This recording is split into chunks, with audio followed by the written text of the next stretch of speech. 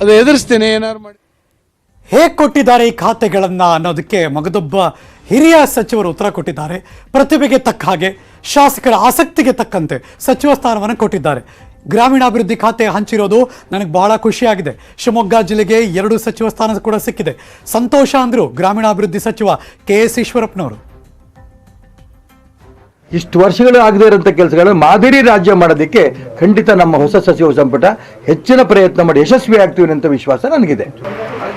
ಪ್ರತಿಭೆಗೆ ತಕ್ಕಂತೆ ಶಾಸಕರಿಗೆ ಅವರ ಆಸಕ್ತಿಗೆ ತಕ್ಕಂತೆ ಅವರಿಗೆ ಖಾತೆಗಳನ್ನು ಕೊಟ್ಟಿರೋದು ನಿಜಕ್ಕೂ ಕೂಡ ನನಗೆ ತುಂಬ ಸಂತೋಷ ಆಗಿದೆ.